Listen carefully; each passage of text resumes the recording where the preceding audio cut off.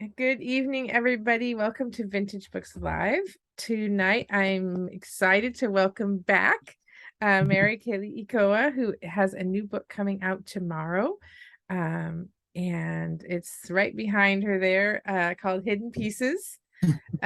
She is the author of it's Sloane Krause, right? No, it's a P.I. Kelly Pruitt Oh, mysteries. Kelly Pruitt. Okay. Yes. We have several like friends of the bookstore who write mysteries, and I think I just grabbed somebody else's character. But anyway, she's been writing Kelly Pruitt mysteries. She has 3 out. And today I would like love for you to just start by telling us a little bit about this new series.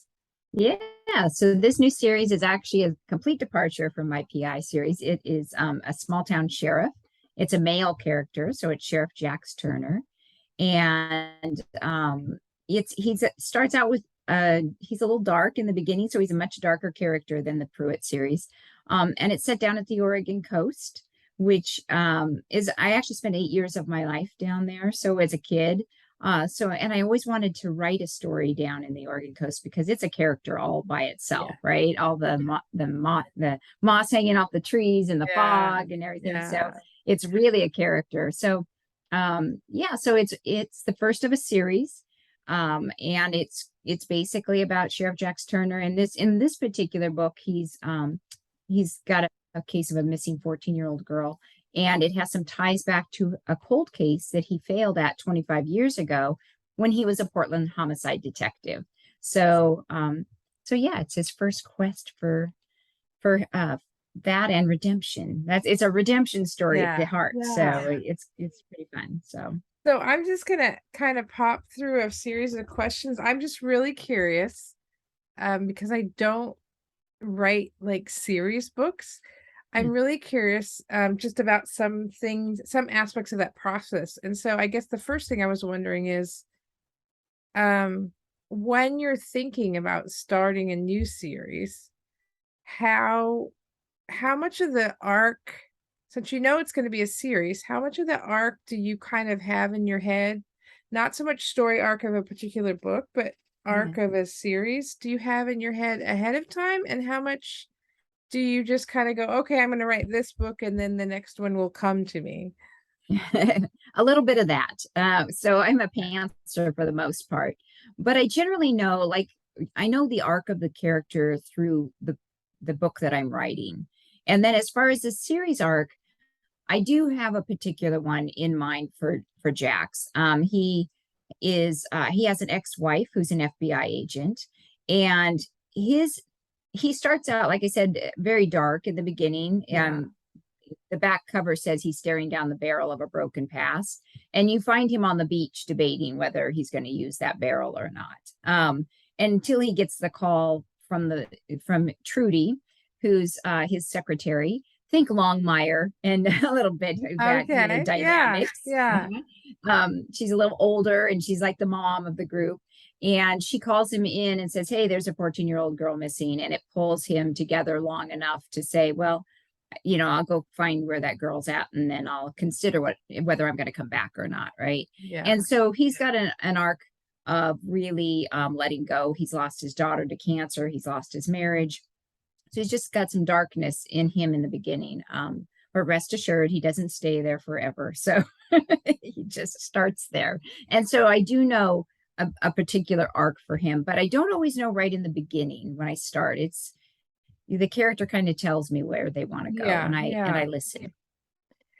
What was it like to start a new series? I mean, you when you live with a character, I mean, for a while. I mean, 3 books isn't like a huge amount. It's not like Sue Grafton who has like however many books. But I'm just curious, um I guess what's the emotional process a little bit as a writer, because I would imagine that you have to get pretty tight with the characters if you're writing a series and then you're jumping to a new one. What was that like as a writer to say, okay, now I'm writing about this new person? And Person. Well, I think it really helped to have, an opposite sex from what I've been writing.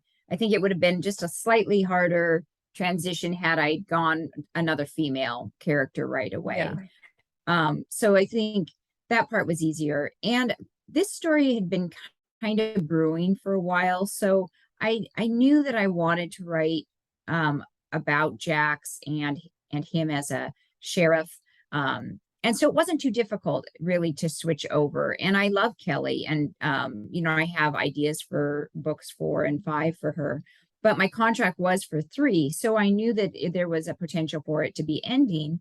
And so my brain was already kind of kicking gears. And I actually wrote this or drafted this book between books 2 and 3 of the Kelly Okay. Pruitt Okay. series. So So it I wasn't was like you kind of had doing 2 left things. one and yeah, okay. So different, I'm guessing. And then you answered actually another question that I have was, is the one series that you had been working on, is that something that you've put on the shelf? But it sounds like no, not entirely, Yeah, that maybe there'll not be entirely. I mean, Kelly Pruitt has a lot of places to go, and that's the beauty of series. And one of the reasons I love series is that you can always come back to them and give them another case and another part to their arc.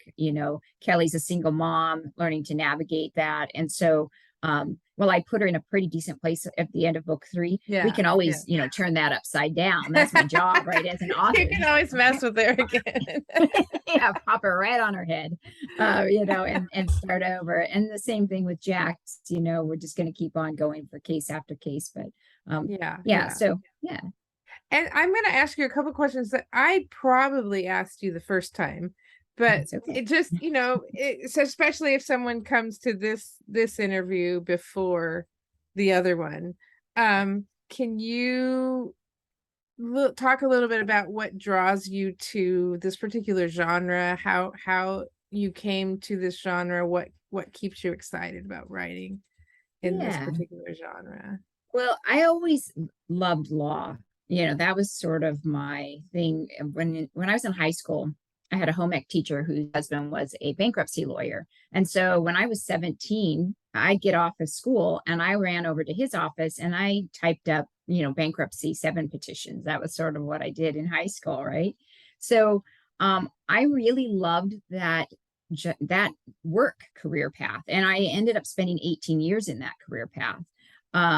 And so my brain has always worked kind of along the lines of justice and fairness and law. And I've just always been intrigued by courtroom dramas, all of that. So about mid-20s, I started picking up books by Mary Higgins Clark, Sue Grafton, Faye Kellerman, J.D. Jance. And I just loved them. They just spoke to me. I could just spend hours reading them. And so when I decided I wanted to start writing, it was just a natural progression, right? I was going to start, writing what I read and what I loved. So, Do and you it's changed. find Oh, go ahead. No, I go was ahead. going to say, and what I love about, the crime fiction genre, it's always evolving, right? And there's so many avenues you can take in it, right? So I started PI and now I'm in sheriff. I actually have drafted domestic suspense. And so what keeps me excited about it was part of your question is that I don't have to sit in one lane. The genre has so many avenues and there's just no way you could get tired. You could just, if you don't want to write this, you just come over here and go down this road. It's a lot of fun. Do you find that like the question writers always get, where do you get your ideas? And I guess this is a version of that, but do you find that reading the newspaper, listening to the news, like do you find yourself like sort of gleaning little bits here and there, and do you have like a save file where you're like, oh, I'm gonna put that I do. I have actually on my computer even like blog ideas, story ideas, all sorts of ideas. I actually don't read the newspaper too often, and I actually don't listen to the news an awful lot because they kind of drag you down on a daily level, and I don't really. I don't either, but so I have an active imagination all on my own. Yeah. But one thing I love that inspires me and where I get some of my ideas is just looking at the obscene almost or the oddities of different things, of situations and like and asking what if. Oh, okay, well, that's interesting. Now, what if this had happened instead, or if that? And I think I go down that road and kind of create things on Yeah. my own. Now, in Hidden Pieces, the cold case in that book is actually inspired by a true life event. In my small town, we had an abduction of a young girl. It was the summer before my freshman year. And so in that case, I was actually inspired by a true life event Yeah. that stayed with me 40 years later. Yeah. And so it just kind of it's just different, right? On what each book kind of has its own inspiration, but overall, I'm always gleaning from something. I listen, I observe, I'm paying Yeah. attention, and Yeah. yeah. Yeah. What is the I've always been curious about this, and again, I apologize if any of this Oh, overlaps with it's last time okay. because it's been a little while since we talked, but I've always been curious because I've always loved mystery. And I don't read a lot of mystery, but really enjoy like British mysteries Oh, on yeah, TV. I do And too. I've always been curious, like,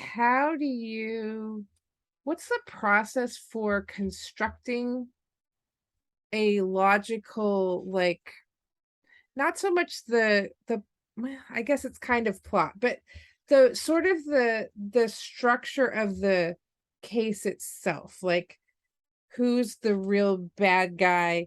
How do you, sort of lead people astray, but not as you're going through? How do you keep track of all those threads?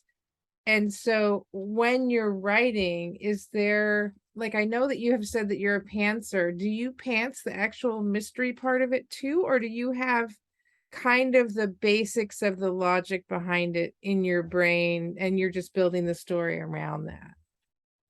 Yeah, it's a 50-50. There are sometimes, well, I definitely aim to try to get the crime ahead of schedule, right? How we get there, is Yeah. what I pants, right? But I usually know the crime. I know who, well, I don't even know, or always know who did it actually. Yeah. In Hidden Pieces, I changed who did it. Yes. So, it sometimes flips.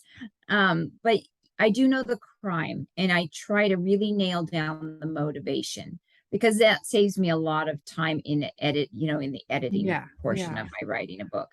And so if I know what they did, how they did it, why they did it, then that helps me with that part of it. Yeah. As far as the red herrings, I find that, where the person who I'm sitting in, like Jax Turner, right? I kind of work through him of like, what would his normal progression be? He's going to Yeah. take the first clue and he can't throw it away. It's his Right. duty to follow it, right? And Right. so then as a writer, I'm going to move you towards a direction that isn't going to you know, Yeah. quite Yeah. go all the way. But I also don't want it to be a completely unrelated red herring. Right. It needs to Right. somehow tie somehow. So there's a logical Yeah. reason that he Yeah. did go down that. And I think that a lot of that comes out in the editing, the fine tuning of that. But I definitely, just pants that as I go. Yeah. Yeah. I admire that greatly because I'm like, oh my God, I probably would end up like way over here. Oh yeah, what was I writing? Oh yeah, what was that about? I always keep in mind, does it tie back somehow? Could he have Yeah. logically decided, to go down there? So you always want to play fair with the reader, and so I don't pull anything out of left field that doesn't somehow Yeah. belong in Yeah. this in the story world. So Yeah. that's kind of how I keep myself reined in. Yeah. And I'm just curious too, like what draws you, because I think there's a little bit of this in the Kelly Pruitt too, even though you said her stuff isn't as dark.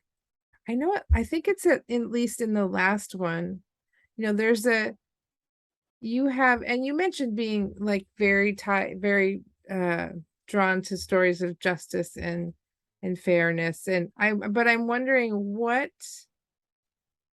draws you to the stories of like people in peril? Because there's different kinds of mysteries. There's Right. mysteries of property or jewel thievery or, like all kinds Right. of stuff. And I feel like these are personal, like they're people that, something truly upsetting is happening to a person. And I'm wondering Yeah.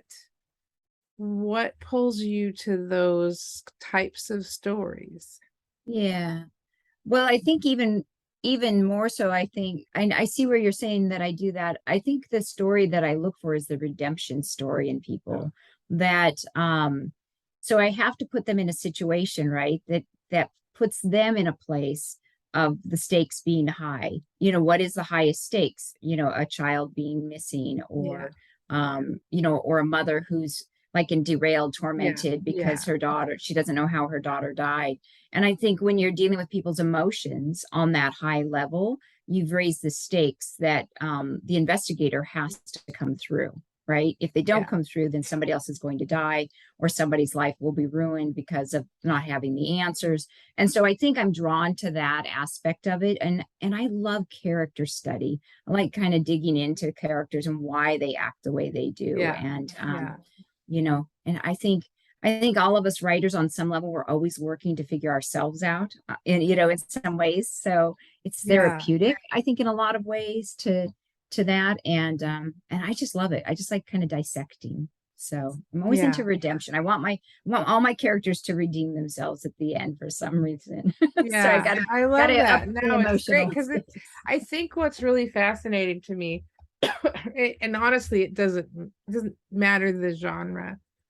I think sitting in a bookstore and working and, having 100, books or however many come in every week. And, our new book section isn't all that huge. And so that's really not all that many comparatively to what's Yeah, coming out. And I think what, excuse me, I find really fascinating is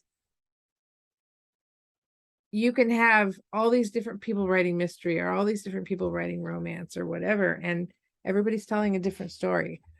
right, The tropes might be the same in some cases, right. Yeah, but I love that everybody comes at stories from a tiny, we all have different mashup of things that we've read or seen or experienced, and we could all be telling the exact same outlines of a story, and we're all going to tell it in completely different ways, which I just think completely is different so ways. wonderful. Yeah, we bring our personal experiences, whether most, they're not biographical stories, but we can't help but have, Yeah. our own stuff in them on some level. And just like that, the cold case in Hidden Pieces, was drawn from my own history, and you know how that one day changed everything for all the young girls in our town. Yeah. Yeah. um and the stories we heard around the abduction and the grief, and that can't help but mark you on some level, obviously, Yeah. because I'm thinking of it, like I said, Yeah. 40 years later, and inspired to keep put it in my book. And we all have our scars, we all have those traumas that we kind of bring in. And I think mystery writers in particular, we mine that, right? Yeah. That's what we're Yeah. looking to mine and put in our books. So What I think you have answered this a little bit, but I guess I'll just poke it a little bit further is this is darker. I mean, just reading the flap copy, it's like, okay. And I'm curious, is it like that story particularly that sort of inspired part of this that led it to be darker, or just a different character came to you and yeah, you wanted to tell that story? It's just interesting to take that a different turn. combination. I think that this story, for somebody to be so driven to stop at nothing to find that girl, I think he needed to have a backstory that really pulled him in, right? He needed a lifeline. And so to have a lifeline means you have to be sitting kind of Yeah. near the bottom, right? Right. And Right. so I was a little cruel to Jax Turner. I made his life a little bit of a like a live in hell a bit. And I made him dark because he needed to be in that bottom place, Right. right? Right. And so that he could grab on. And I think just in general, it just kind of gravitated towards that. Now, I've already drafted the second book. It's not nearly as dark as far Yeah. as, Yeah. their emotional landscape. The case is a little darker, and Yeah. I think Yeah. I was drawn to having it a little more gritty. This series is Yeah. just a little more Yeah. grittier, a little more crime Well, fish. and So, it's interesting the atmosphere, like it kind of fits. Like the mhm. whole setting and everything, it just kind of fits a different kind of a feel for a Yeah. series. And yeah. Well, I was two, so I lived there from 2 to 9, right? And children, we scare easily, right? And so I love the Oregon coast because it was that I came from that time where you left in the morning, you came back at night, Yeah. you came in for a PBJ, right? And if you saw your parents all day, it was no big deal. You could run down to the grocery store. It was a safe environment. It felt very safe. And yet I could look back in the forest behind my house and I could just imagine wolves' eyes peering out at me, Yeah. right? So I had a very active imagination. So I Yeah. have a lot of fear around the Oregon coast because of the time frame in that sense. And we Yeah. had World War II batteries close by, and we were allowed to go play in the crumbled concrete. They didn't deal with they didn't have things back in the 70s. Just I'll date Yeah. myself, right? Yeah. Yeah. Now No, I'm now in we the worry same about time period, tetanus. so I'm not gonna say anything. Now we're like, oh, we might get a tetanus shot, might need a tetanus shot. My parents were like, yeah, just go play over there. Oh, I So, had tetanus shots a couple times. It was just like, okay, well, I guess you need one. it's a great childhood. I'm Yeah. not complaining. It's, I'm using it Yeah. all in this book. No, So, it honestly always makes me think about how I deal with my kids and think, oh man, yeah. when I And was yet we little. survived. Lead Yeah, paint and exactly. everything. It's crazy. So you are drafting are you working actively on a new book for this series? Or are you taking a break to Well, no, work book on? book two is done for this series. Oh, wow. I'm finishing the edits. And they will be to my publisher by the end of November, early December. Wow. And it'll be out next October. Because in publishing, Yeah. you're always Yeah. way Oh, yeah. ahead, right? Working way ahead. Yeah. Oh, And then I've had interviews with people and they're like, I don't know, I wrote that 5 years ago. I don't remember. I'm like, yeah, I know. yeah. Trying to Oh, keep I totally get it. Yeah, like I told you, I drafted this in 2018, yeah. 2019. Yeah. Yeah, and then it took a long time to. No, I think it's easy, like even though I write, my timelines are usually a lot shorter because it's, work Yeah. for hire and it's kids books and stuff. Oh, So yeah, sure. but I know from talking to a lot of people that sometimes the timelines can be real long. And I think as readers, we forget that and we're like, well, we're just experiencing it. So aren't you just experiencing it? And why don't Yeah. you remember And that it is, one thing on and page why don't you? 59? What'd you No, say? I know.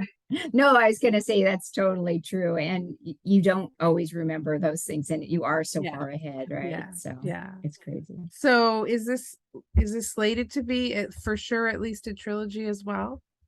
And this should be, well, it's a duology at the moment, Okay. two Okay. books. But I do have a third book kind of in mind that I plan to start drafting next year. I do have my agent is shopping a domestic suspense, so I'm hoping that that'll go Yeah. somewhere as well. And that's a standalone, so I thought that would be fun to do a So standalone. help me So with something different. terms. What's Yes, domestic oh, suspense? domestics, yes, usually has to do with family. Okay. Mysteries. And so in that particular case, it's two sisters, and one takes off after one's boss has been murdered, and she seems to be running away from that particular scene, the other sister. So yeah, it's Interesting. called The Oh, Hidden fun. Sister at the moment. Yeah, so that's the domestic suspense. And then I'm working on a brand new kind of a thriller that's a game that goes terribly wrong between a husband and wife. So that's Oh, all I can say about wow. that. That is Yeah, still no, kind I of in know. the Sometimes you're like, it's happening and there's a thing, but I can't tell you yes. anything else. I Well, can't tell that's you anything else about awesome. it. So Yeah, yeah, I'm always writing, always writing. yeah. So That's very cool. Well, yeah. I'm excited for you. I'm excited to see you in the store when you come to sign. And Yes. um, I don't have any other questions, but I would love to know what you are reading these days. When you are, or do you get a chance to read? Do you come to the end of the day and go, no, no, no more? No, I'm reading well, I'm doing a few reading, like Tessa Wagert's got a new book called the oh, see, I'm terrible with titles. If I don't look at my book, if I don't look what I'm doing. But I'm reading I am also reading The Dry, which is an set in Melbourne, Australia. It's an older mystery, and I'm not going to be able to tell you the names of the That's authors okay. because I've just That's kind of got okay. them on Oh, my that's Kindle right awesome. now. And Jessica Payne, The Lucky One. She just came out with a book called The Lucky One. So that one's fun. That's a domestic thriller as well. So yeah, so I'm just, I'm always reading, and I'm also a judge for a particular contest. So I can't talk about those, but I can tell you That's I have awesome. Yeah. 50 books No, and that's counting. great. Yeah, So yeah, it's that's been really hard. fun. Yay. Well, thank you so much for talking to us. And I'm For excited to see having you. Everybody come into the store and pick up a copy of Mary's new book. We will have signed copies. Yay. pieces. Yes. And I'm looking forward to putting you on the schedule for next year at the same time. Yes. For Deadly Tides, book 2 in the Yay. series. Ooh, nice. All right. Thank you so much, Thanks, Mary. Christy. Take Have a care. good night. Bye.